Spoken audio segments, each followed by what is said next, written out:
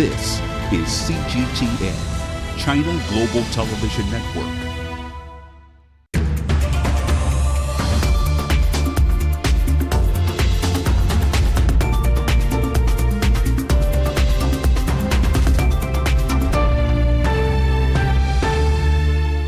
Hello and welcome to Dialogue.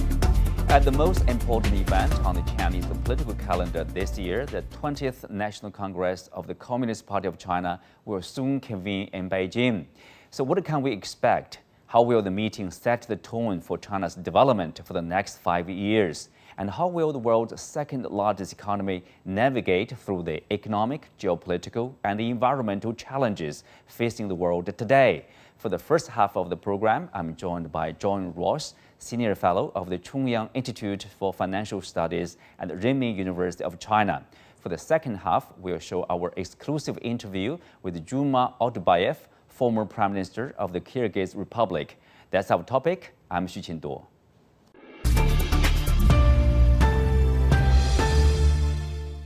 Welcome to the discussion, John. As the party congress is upcoming, the 20th meeting, so what's your expectation out of this important event? Well, most fundamentally, I expect it to continue China's successful development, which we've seen in the last 5 years. But let's break that down into a number of things.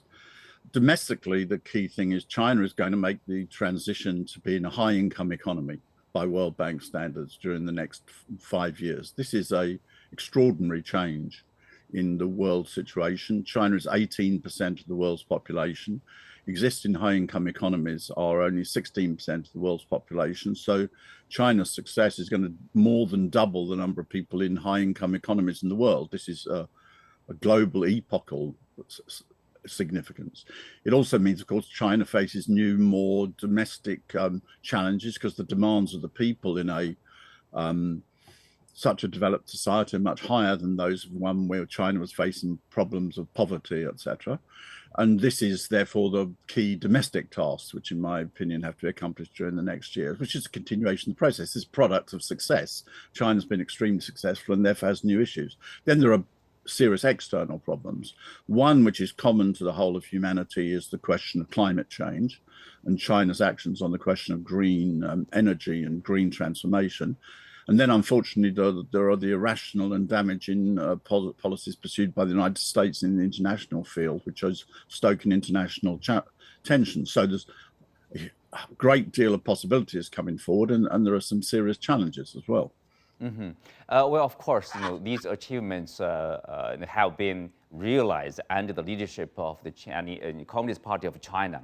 So tell us, how do you characterize the China's development over the past decade, or and the decades, over under the party's leadership, in particular, over the past 10 years? Well, if you take it, the whole process since, let's take the longest terms to start with. Since 1949, China's had the most successful social and economic development of any country in the whole of human history. That's just a simple fact. Never have you had 1.4 billion people have been taken from almost the world's poorest country in 1949 to a high-income economy, which will be established in 2 to 3 years. If we look at the most recent period, a number of things particularly stand out, particularly from outside. I'm sure the situation would look slightly different from within China, but from outside, I think the most astonishing of all is the elimination of absolute poverty. This is China has lifted more than 70% of the people in the world have been lifted out of poverty. This is a gigantic improvement in the conditions of humanity. Then there's the achievement of moderate prosperity, as it's put by Chinese domestic standards. I, just for international classification, prefer to use standard World Bank ones, which means China will become a high-income economy, say within the next 2 to 3 years. Then there is meeting unexpected challenges. We may say these were expected developments. Most recent, most important is dealing with COVID. China's record on this is so outstanding compared to the rest of the world that it by itself would be an achievement, but be enough to characterize the situation as success. I mean, more than 1 million people have died in the United States, and only slightly over 5,000 have died in mainland China. Then also you have on the international development, China's concept of the common destiny of humanity, as it's put, is the basis for foreign policy going forward. And then China has become the world's leading country from the point of view of green development. So I could list many more, but these by quite enough to make the record quite clear. That's true. Of course, if you look at the next 5 years, which will be a key period in China's modernization drive and enabling growth, during this period will be of critical importance to realize the country's second centenary goal, which is to turn China into a great modern socialist nation by 2049. So what are the priorities for the party in the next 5 years, for example, in order to achieve that kind of goal? Well, there are many. The first has to be continued development, but it has to be green development, eco-civilization, as China, as Xi Jinping has put it, because just growth is going to damage the planet. There's no purpose if having economic growth if we then succeed in ruining the planet. And therefore, China's become the world's leading economy on this. It is installing more green energy, installing more environmental protection, more forestation, etc., than any other country in the world. At the same time, the standard of living of the people is going up. And then there are very important domestic policies such as common prosperity to make sure that everybody joins in this. I mean, for example, in the United States, you have an unfortunate situation whereby even when the economy grows, the majority of the population doesn't benefit. The benefits just go to a small proportion, the 1%, as it's put. It's maybe 10%, really, not 1%. But anyway, to a small percentage of the population. China has managed to get itself into an economic growth pattern, which is both environmentally sustainable and is making sure that the whole of the population benefits. And this is going to continue because the demands of the population, the expectations are going to be much greater. They have more leisure time, they have more time to go on vacation, they have more time to undertake cultural activities, and their demands are expanded. So therefore, there's going to be lots of challenges on this, but they're the challenges which come of success. They're not the challenges which come of failure. And then I'm sure there are other ones within China, but these are ones which are particularly striking as being seen by somebody who's not Chinese. Mm-hmm. Well, John, as you know, that because of this Ukraine war, and of course, inflation and energy shortage, we do see some countries actually sometimes China also took some that kind of policy. For example, to go back to coal-fired plants to stabilize the supply of electricity, to power their factories over there. Are we confident that globally we will continue to follow the path to fight climate change? Yes, these are temporary things. The key thing in China is there is no significant body of opinion that denies the question of climate change in China. Unlike the United States, I mean, it's very difficult to deal with a problem if a significant number of politicians claim that it doesn't exist. So therefore, that's the most fundamental thing in China. I mean, the United States has already withdrawn once from the Paris climate change accords. President Biden has rejoined, but I must say, unfortunately, that the policies of the United States are not nearly adequate. They would still leave the United States as by far the biggest per capita emitter of carbon in the world, so they're not adequate. And we have the situation that the United States may even go backwards if Trump, or a Trump 2, with a Trumpism without Trump, we may say, was to come to office in the United States in 2024. Whereas in China, certain short-term compromises are made, but the strategic path is totally clear. And there's the massive investments which are taking place in renewable energy, forestation, and other forms of environmental protection. So there is, obviously, the present situation is very difficult because of the effects of the very adverse economic situation in the world and the effects of the Ukraine war. But there's absolutely no doubt about what the strategic direction is. Mm-hmm. Well, if you look at the past years, for example, from 2013 to 2021, according to a report, China's average contribution to global economic growth exceeded 30%, ranking first in the world. But if you look at it today, of course, we are facing challenges, as you mentioned. But if you look at the global economy, that's probably one of the challenges because globally the economies are getting weak, let's say, in particular since the US continues to raise the interest rates, which creates some problems for developing countries, including developed countries too. So that will be one of the challenges too to the Chinese economic prospect for the next year or the next few years. Yeah, well, that is certainly true. Unfortunately, the United States economic policies in the last period have been deeply damaging. It's not true that the global inflation, for example, is primarily due to the war in Ukraine. Only about 10% of the global inflation is due to the war in Ukraine.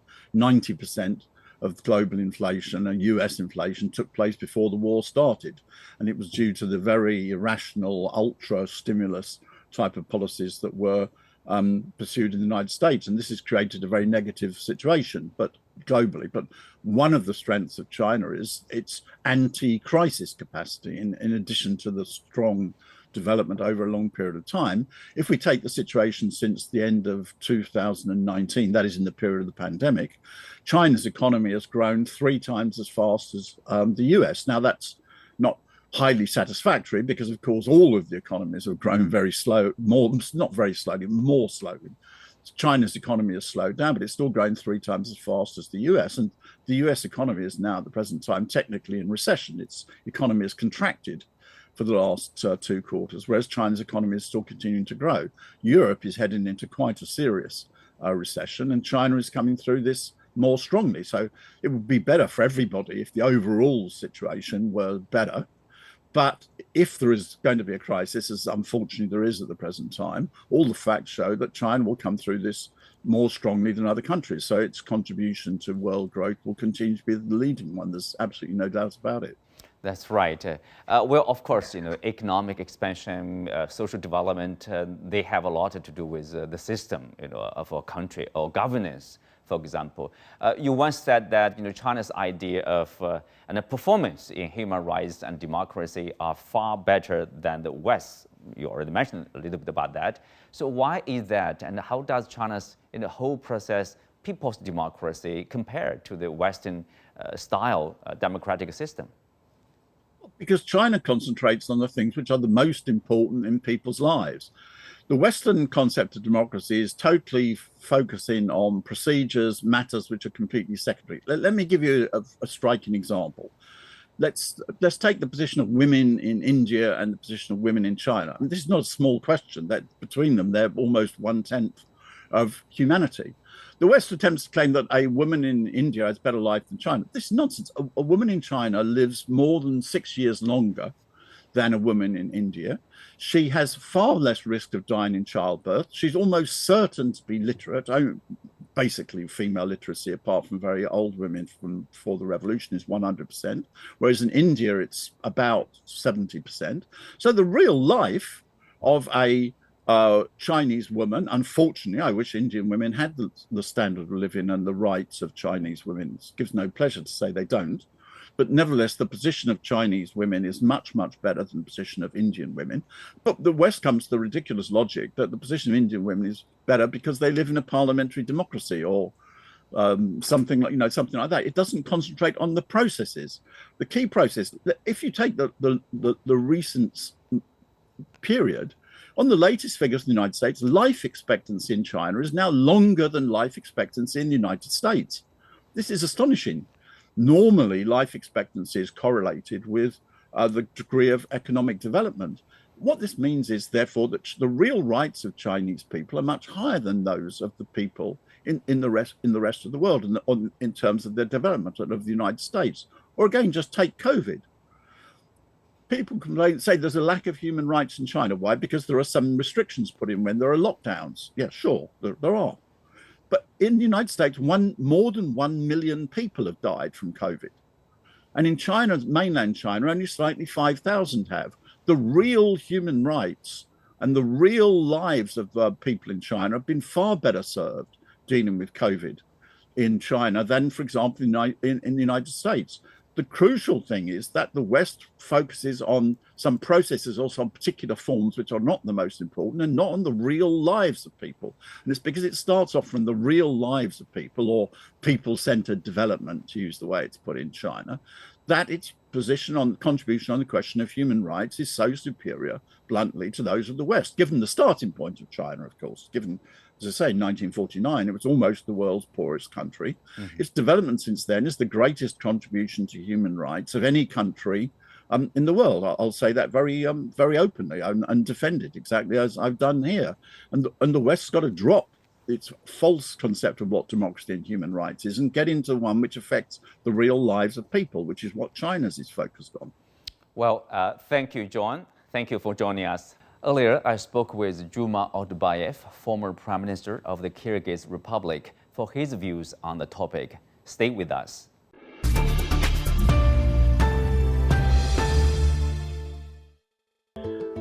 China is number 2 economy in the world, and in growing Asia, China is leader.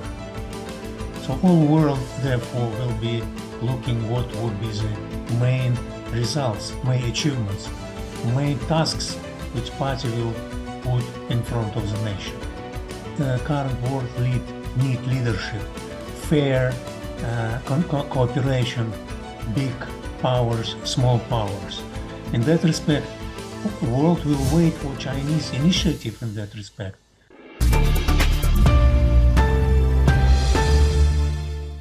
Welcome, Mr. Odubayev.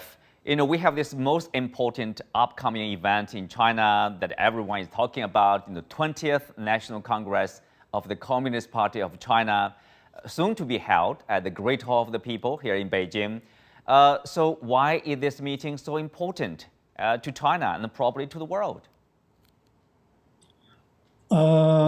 This meeting indeed very important, and there is no secret that the Communist Party of China is leading the way for the nation and the country ahead.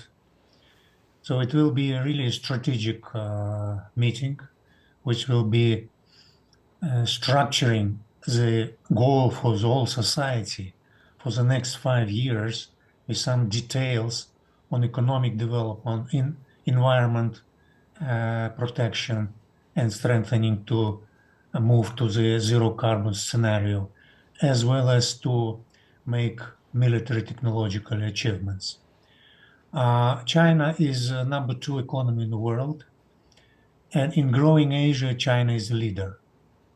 So all world, therefore, will be looking what would be the main results, main achievements, main tasks which party will put in front of the nation.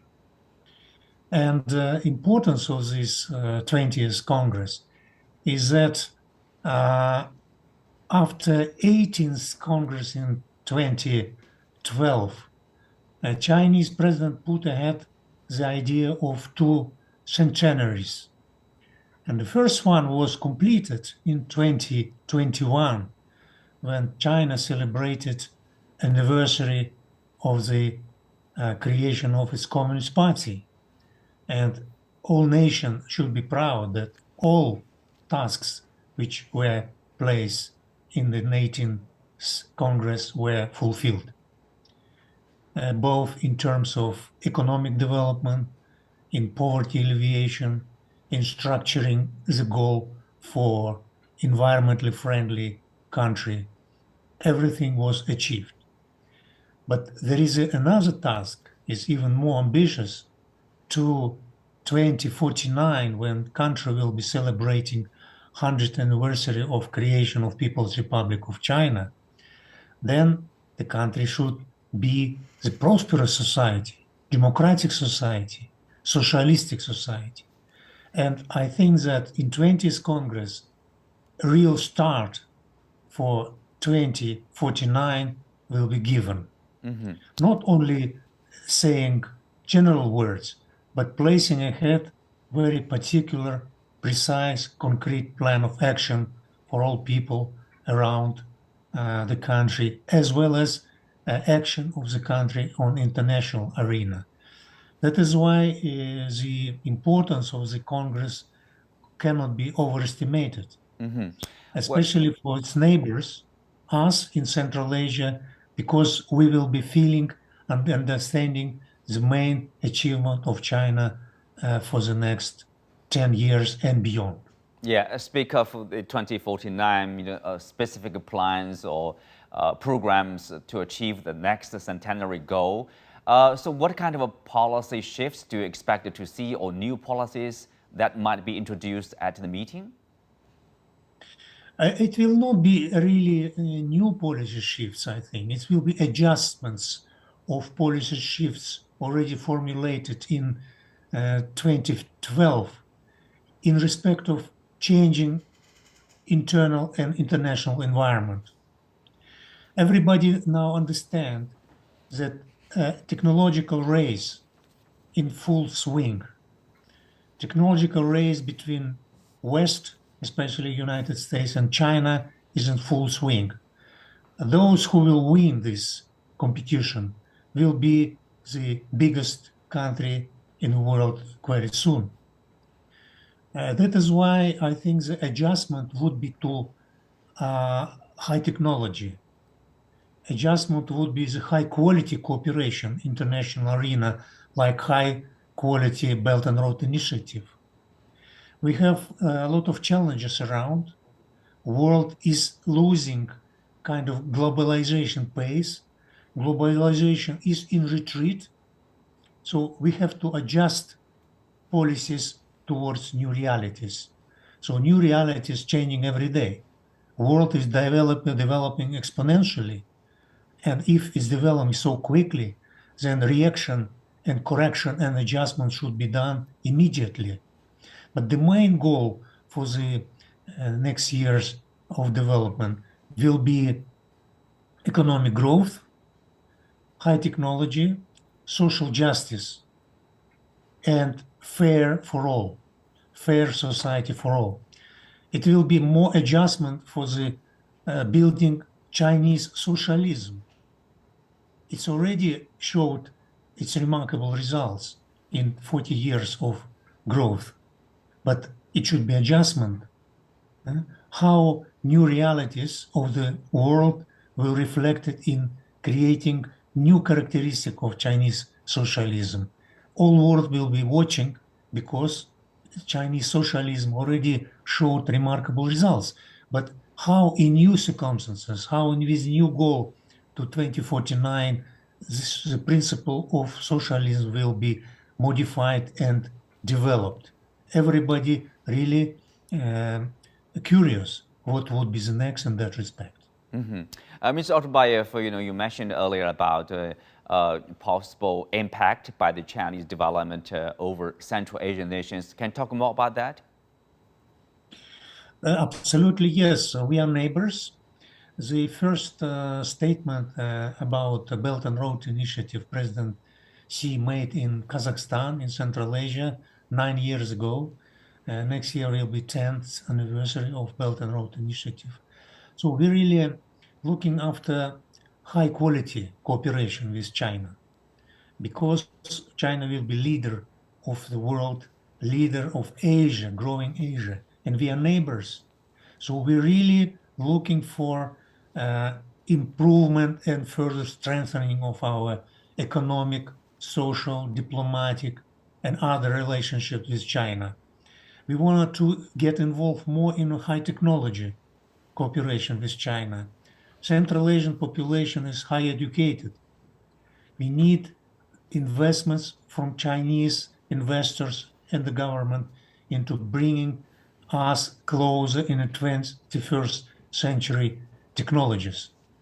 In that respect, everything is possible. And I already mentioned in the past that China should look into the creating new Silicon Valley with invitation of all talents around the world, and to create talents competition within this institution, within new Silicon Valley of Asia of 21st century, where all talents around the world should be part of this new initiative. Mr. Otobayev, we know that right after the Chinese Party Congress, and then there will be the U.S. midterm election.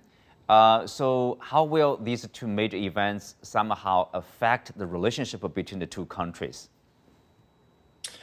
Yeah, it's the two biggest countries in the world, and they must work closer to each other. It was not Chinese choice that now there is a kind of misunderstanding, and some say about new Cold War between two greatest power. So China always wanted to cooperate, but the other side is a little bit reluctant and seeing all this competition as zero-sum game, which is not correct. So old world watching for this competition. Indeed, results of 20th Party Congress of Communist Party of China is critically important. And the goals which will be placed in front of all nations, including internal and external politics, is very important. United States, of course, they are absorb the internal matters. These days, it's a huge inflation, high interest rate, and increasing of energy prices, really making United States is difficult in front of difficult choice, either to continue confrontation or to make decision to go back to globalization stage, refuse to agree on the principles of zero-sum game. And of course, midterm elections are critically important. There's a lot of speculation what will happen then. And then if it will be change of kind of power in Congress, in Senate, of course, it will be major policy corrections in the United States, also in front of the upcoming presidential elections. So in that respect, I think that all world should be helping to both countries to move back into cooperation and welcoming globalization. Mm-hmm. Well, briefly, Mr. Otabayev, how do you see, the meeting and also China's role internationally as the country continue, say, for the next decades or more, as you mentioned, until 2049? The plan obviously is to continue to rise. What do you see the role of the country in international community? It's enormously important, enormously important. The world, current world need leadership, fair cooperation, big powers, small powers. Of course, leading countries in the world have a major responsibility to bring world to the more fair stage, to fight the poverty, to fight inequality around the world. In that respect, world will wait for Chinese initiative in that respect. And in that respect, global development initiative, for example, is critically important. So global development initiative need concrete measures and steps on how we should go together forward. In that respect, more dialogue, more debates, more discussions, more brainstorming would be needed to find concrete measures on how we together will go ahead to the more fair humanity, more fair future world. Well, on that note, we conclude today's show. Many thanks to our guests. You can also find us on the CGTN app on YouTube. I'm Xu Qinduo. Thanks for being with us. See you next time.